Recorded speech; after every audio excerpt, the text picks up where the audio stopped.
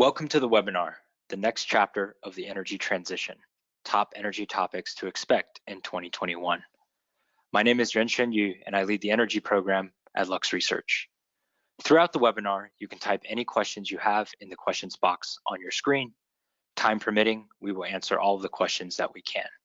If your question does not get answered, please do not hesitate to email it to questions@luxresearchinc.com, and we will respond.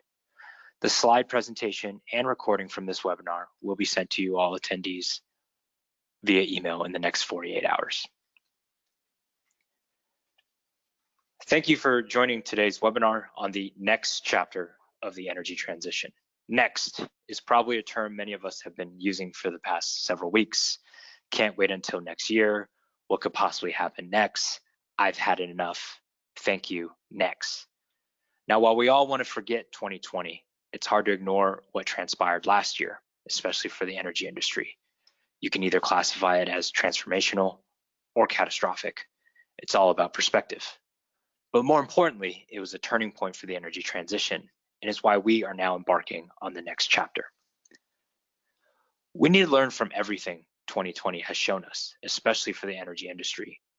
It is important that we understand the hard lessons of last year to help guide our thinking in what happens this year. In today's webinar, we will do just that. Now, you're probably wondering why we even need to talk about 2020. I get it.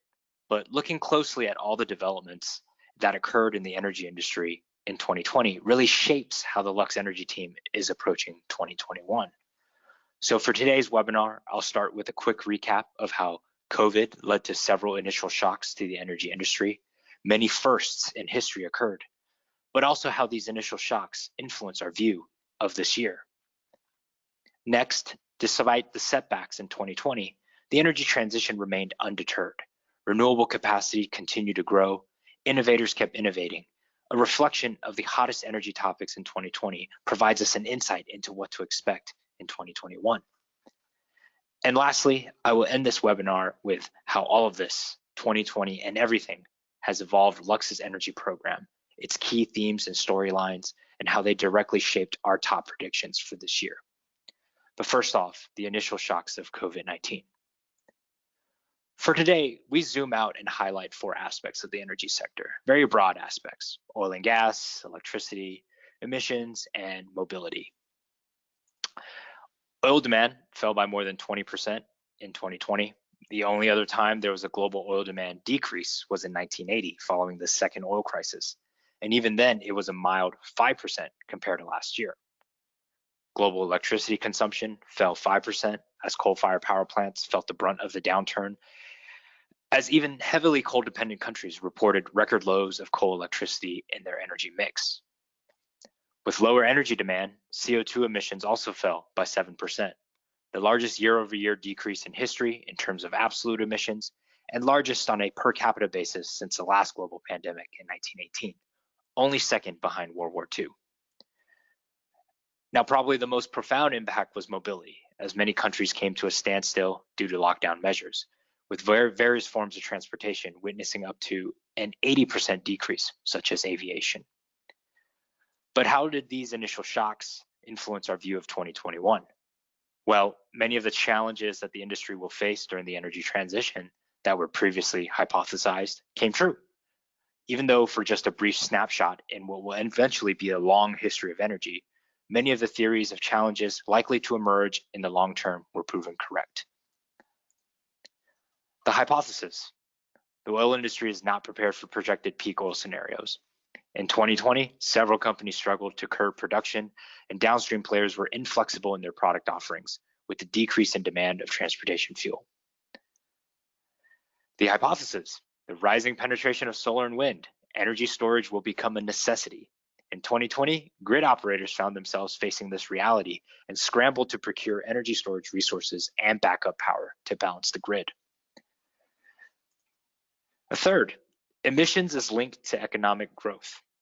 In 2020, a 10% decline in the global economy and a 7% decrease in emissions shows there is a clear correlation. However, rather than sacrificing 10% of the economy to achieve lower emissions, a reallocation of capital towards infrastructure and technology development will be key in a green post-COVID recovery. And lastly, there is a direct correlation between air quality and mobility. Surprise, surprise, there is a correlation between air quality and mobility. With the reduction of road transport and traffic congestion, several cities notorious for poor air quality saw blue skies for the first time. Now, while 2020 only provided a snapshot of the future energy system, the snapshot was enough to validate decades of hypotheses and projections. With many of these future outlooks proven true in 2020, these lessons become even more important looking towards 2021 and the future. But before we do look into the future, there's still one more area worth reflecting on. As mentioned earlier, despite the disruption 2020 caused, the energy transition remained largely unaffected, if not actually accelerated. Now, one key area is identifying what were the hottest energy topics of 2020. So let's start with startups. The Lux Energy team generated over 500 company profiles in 2020, and the 15 most popular ones are on the screen. Really quickly, a trend emerges. 60% of the startups are in the carbon capture and utilization space. This is significant given the numerous areas we cover at Lux, but also not surprising given the rising focus of decarbonization from a variety of industries. This could simply be companies looking for a CO2 capture solution for their point emissions, which would lead you to Svant and MOFWorks, or maybe a chemical and materials company looking to decarbonize its product portfolio, which would lead you to Dioxide Materials or Semvita Factory. But the clear interest in CCU is worth taking a mental note as we think about 2021. Next up, we looked at major developments in news. 2020 was an eventful year, to say the least, but as the team tracked over 600 news developments across 12 different topics, as you can see on the left side, and 10 different activity types across the top of the heat map, a few trends emerge. Now, the darker squares represent more news items that are there. 5 areas really stand out: projects, investments, partnerships, products, and policy. 2020 might just be the turning point for the energy transition in terms of transformational policies, major investments, cross-cutting collaborations, and large-scale projects expected to come online moving forward. Without going into the hundreds of news items, there are 2 that stood out in 2020, 2 truly disruptive developments. Germany announces its National Hydrogen Strategy Plan. The €9 billion plan will include the development of 5 gigawatts of green hydrogen capacity, but also has a focus on international collaboration, as the hydrogen economy will unlikely be built by a single company or even country. More importantly, this tangible dedication towards hydrogen will likely be a catalyst across the world moving forward. Then you have China announcing its decarbonization goals, peak emissions by 2030 and carbon neutral by 2060. Just to note, China was not the only country to do so in 2020. Both Japan and South Korea announced similar pledges for 2050, and the EU increased its 2030 reduction target to 55%. But China's pledge will be key, given it is the world's largest emitter at 30% of global emissions. It's also quickly emerging as one of the global leaders in new energy deployment, such as solar, wind, energy storage, and electric vehicles. Now, these truly disruptive news items and the hottest startups all provide insight into the mind of the energy industry's leading innovators, but also helps us shape our view of 2021. I've asked you to take a few mental notes throughout the webinar, and this is where we bring everything together. Today, we have the pleasure to unveil the 4 key themes the energy program will cover in 2021. Just to set expectations, 2 are the same from last year, but we are bringing you 2 new themes driven by the events and trends of 2020 to better explore the next chapter of the energy transition. The 4 key themes will be the evolution of electricity networks, decarbonization of industry, the business of the energy transition, and future energy for mobility. The evolution of electricity networks. In 2020, we saw the challenges operators face with growing renewable energy penetration. This theme will help you navigate how to seamlessly integrate renewables, but also how to expand your business model for stronger client retention, as well as entering emerging markets. Decarbonization of industry. As the most asked about topic in 2020, momentum continues to pick up for solutions for hard to decarbonize sectors. This storyline remains the same as 2020, but the urgency for industry to make strategic decisions is increasing. The business of the energy transition. Carbon neutral pledges, potentially trillions of dollars in post-COVID recovery funds going towards clean energy, and emerging bulk energy carriers and energy supply chains. The business of the energy transition is getting more complex. It is important for organizations to not only develop the right technologies and strategies, but also optimally use its economic resources for the greatest return for the future energy landscape. And lastly, the future energy for mobility. Mobility came to a standstill, but will recover. But now air quality is a renewed concern. Electrification is a clear solution, but hydrogen continues to gain momentum as a fuel of the future alongside it. But how quickly and in which application does it have the best fit? The themes for the next chapter of the energy transition is one thing, but I know you're all really here for our predictions. So I'll share with you two of our top analyst predictions for 2021 here with you today. The first one is announced electrolyzer capacity will triple in 2021. Green hydrogen was a top topic in 2020, so this prediction should come as no surprise. But hydrogen has been talked about for more than a decade. What could have possibly changed last year? Well, for starters, in 2020, the numerous carbon neutral pledges by some of the world's largest economies is a driving factor. China, Japan, South Korea, all vowing to go carbon neutral by 2050, will require another bulk energy carrier. One of those possibilities is green hydrogen for storing renewable electricity that can then be transported and distributed for downstream applications. In 2020, we also saw national hydrogen strategy plans unveiled. Of course, Germany's being the most high-profile one. Several other countries such as Portugal, South Korea, and Canada are pushing their own hydrogen strategies as well. The combination of this neatly wrapped in a bow of growing political pressure and growing demographics calling for drastic action to counter climate change will lead to rapid expansion of green hydrogen capacity. There are already several major electrolyzer projects just announced before the end of last year, such as Air Products and Nemo in Saudi Arabia. But China is likely to be the main player in 2021. There's no secret that China has been successful in scaling up new energies. And just last month, both Linde and Siemens have signed multi-gigawatt electrolyzer projects in the country. This trend will continue as international collaboration plays a pivotal role in scaling up the hydrogen economy. Now, our second prediction, we will see record investments in carbon capture projects, technologies, including direct air capture. Now, carbon capture was supposed to boom in 2010, so no, this is not a blast from the past prediction. It is obvious that the momentum around carbon capture in its early years fizzled out with very little commercial success. So what could possibly be so different 10 years later? The technology is almost the same. Well, for one, it's not going to be carbon taxes. Controversial or not, Lux's official stance is that carbon taxes do not impact the strategic decisions of players in the energy industry, at least not a realistic carbon tax. So if it's not a carbon tax, what happened in 2020 that makes us think we're about to witness a rise in carbon capture? Well, in 2020, the world really saw firsthand just how bad climate change can be. For one, it was the hottest year on record. Then the hurricanes came, a lot of them. Every single mile of the mainland US coast from Texas to Maine was under some form of tropical hurricane warning at some point last year. Fun fact, due to the record number of named storms, we broke into the Greek alphabet by September. Then you have the opposite happen. First, we had too much water. Now we have too much fire. Record wildfire season with the Australian bushfires and fires throughout California. These catastrophic weather events also have financial consequences, with 2020 recording a record number of billion-dollar weather disaster. That comes from damaged infrastructure and loss of productivity. So if it wasn't clear, 2020 showed us why we need to not only stop emitting more CO2 into the atmosphere, but also start removing CO2 from the atmosphere as well. So in closing, 2020 showed us a lot.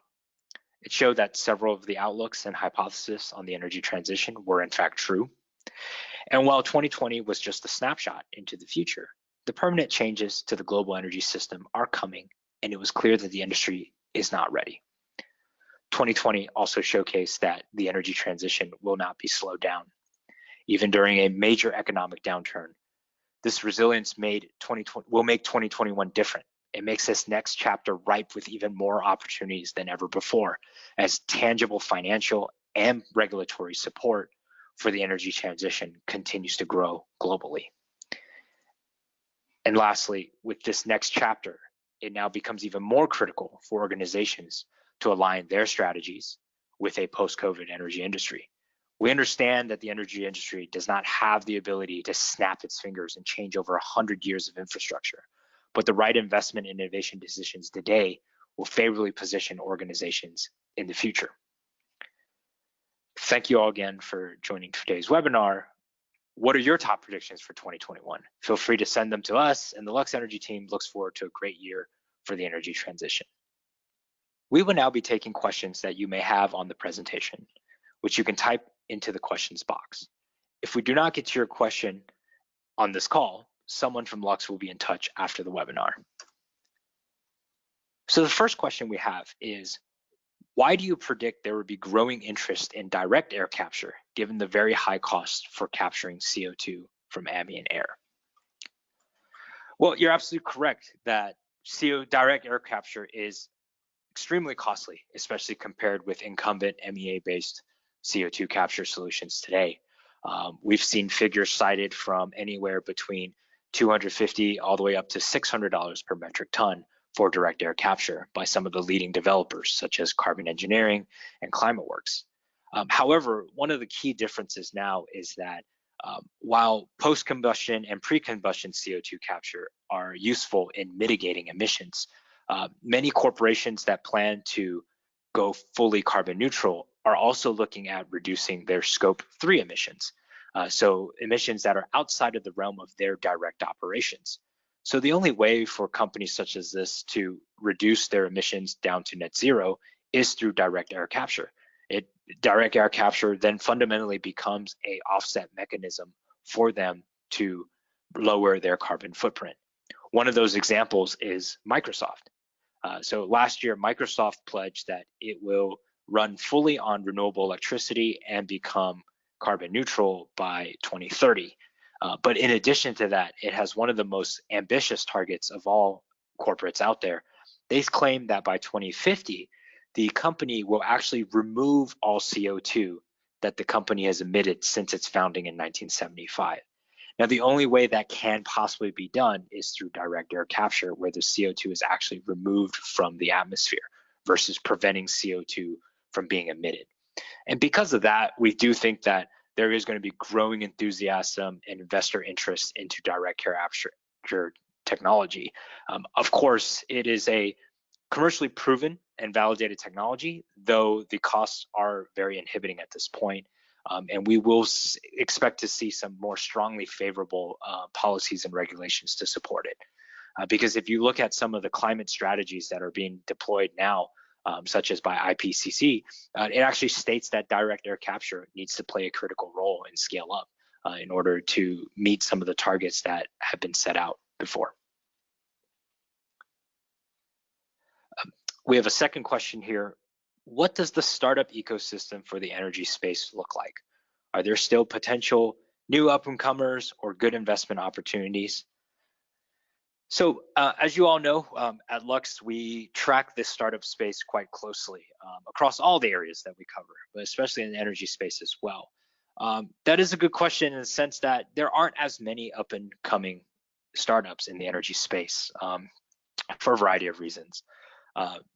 The energy industry and the technologies involved in decarbonization are typically significantly longer R&D timelines.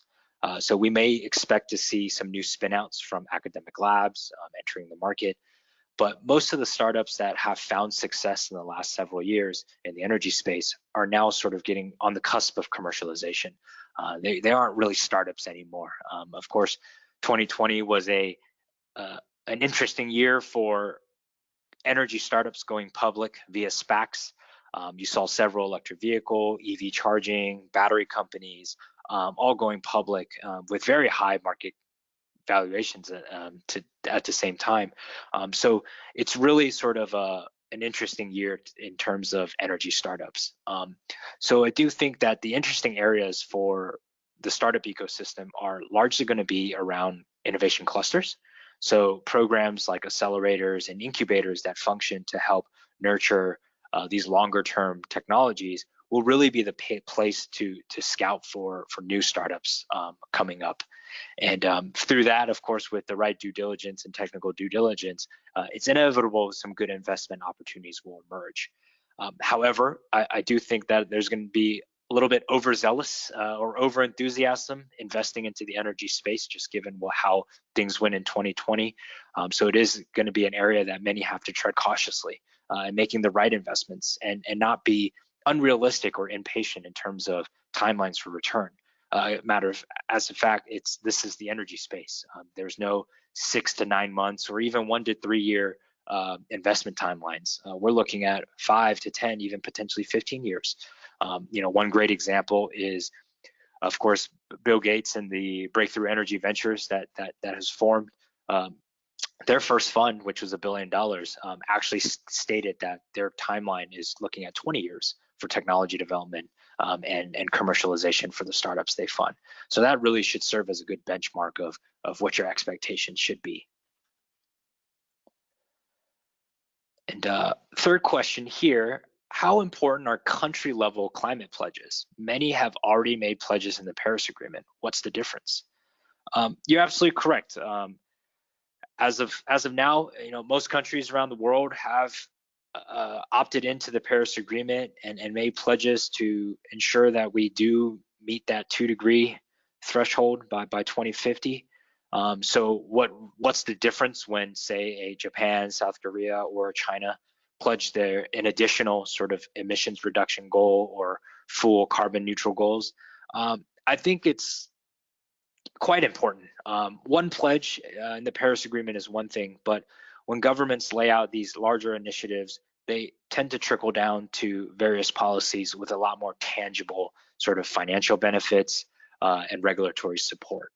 So at the high level, yes, these pledges are important, but also somewhat superficial. It does set the standard and set the pace of how can they then build a strategy around this pledge. Without sort of a net neutral or net zero target in mind, it's hard to look at how you want to incentivize consumers to purchase electric vehicles. It's harder to then discuss what type of subsidies you want to provide for renewable energy projects. But with sort of these pledges in mind, as well as a timeline, 2050, 2060, it becomes more clear and more evident in terms of not only what industries you want to target for decarbonization first, but also what types of technologies should you invest in. There are a lot of technologies that are available and readily available today that could have some efficiency benefits and reduce emissions, but might not be able to bring you all the way down to zero emissions. So you have to think long term because you're talking about 3 decades from now. But there might be certain technologies that are under development right now that could commercialize in 15 and 20 years. And those are the areas that these pledges help sort of bring up in the spotlight to focus on in terms of strategies around not just R&D, but also the policies and frameworks surrounding it. So we have another question here. What is the outlook for hydrogen fuel cell vehicles in 2021? Not surprised to get a question like this. I think everyone is interested in just how or when hydrogen fuel cell vehicles will finally have their breakout year. It won't be 2021, I hate to say it, but so far, the decarbonization of road transport has primarily just been driven through electrification. Obviously, hydrogen fuel cell vehicles have over a decade worth of R&D and initiatives from several automakers, but most have started to change their attention towards electrification and electric vehicles instead. And we can see by the numbers in 2020, the rising penetration rate of battery electric vehicles for new car sales increased globally last year, despite sort of a rough year for the automotive sector. Hydrogen fuel cell vehicles, on the other hand, are gaining a little bit of interest, partly due to the overall sort of momentum around hydrogen. But 2021 is far too early to start discussing the potential of hydrogen fuel cells in the mass market. So as you all, I'm sure, are aware, the cost of hydrogen fuel cell vehicles are still inhibiting from a mass-produced vehicle. And the reality is we probably won't see many passenger vehicles use hydrogen in the near term. I think the biggest opportunity for hydrogen fuel cell vehicles in 2021 specifically is actually in heavy duty trucking and long haul trucking. So Lux has done some analysis looking at the comparison of battery trucks versus hydrogen fuel cell trucks. And while today fuel cell vehicles, fuel cell trucks are slightly more expensive than battery trucks, there are a lot of unique advantages that hydrogen fuel cell trucks will offer. The first one is payload capacity. Batteries are not light. In order to power large-scale trucks for very long routes and ranges, you need significant amount of battery pack. And because of that, it adds on weight to a industry that is already very sensitive to weight. So that's one of the key areas. But on the other hand, hydrogen is so energy dense that there's actually some benefits where hydrogen fuel cell vehicles could actually have a higher payload capacity than their diesel counterparts. So that's the first one. The second one is around fueling/charging. So of course, batteries are much cheaper today, and you can put large enough battery packs together to power a electric truck. But the big issue is, how do you charge it? Most of these fleets are operated on fixed routes for delivery, but one of the key things is high utilization. Fleet operators want to keep their trucks moving. They want them fueled, they want them delivering and moving from point A to point B and so forth. The issue with a battery electric truck would be there would be significant snags in the route due to the need to charge and recharge, which would take overnight in most cases. Obviously, there are fast charging solutions, but the electricity demand of a large truck is far more greater than any electric vehicle charging station out there today. But that's not to say there's a wide network of hydrogen fueling stations either. However, with the adoption of hydrogen fuel cell trucks, especially on these sort of highway corridors where a lot of long haul trucking pass through, we can actually see in 2021 the first several construction of hydrogen fueling stations along a highway corridor to help enable and sort of help roll out hydrogen fuel cell vehicles moving forward. And we have one more question here. Will green hydrogen largely be produced and consumed on site, or will it be transported like oil and gas? Well, I think that's the holy grail of all questions as it relates to not only the hydrogen economy, but a carbon neutral global economy. Unfortunately, in the near term, green hydrogen will largely be produced and consumed on site. We believe the catalyst for green hydrogen capacity expansion is going to be in the industrial sector.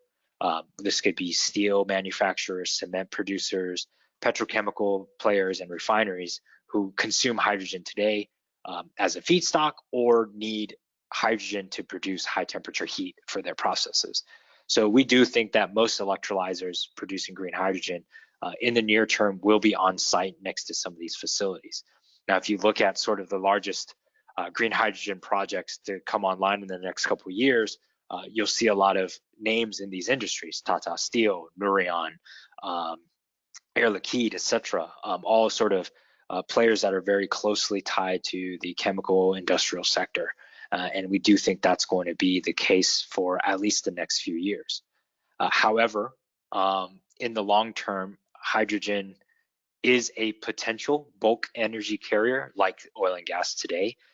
We are not 100% convinced it will be the only bulk energy carrier or the winning energy carrier, but it will be one of them. And the reason behind that is many countries, as I mentioned earlier, are pledging to go carbon neutral, but a lot of these countries don't have the domestic resources to do so.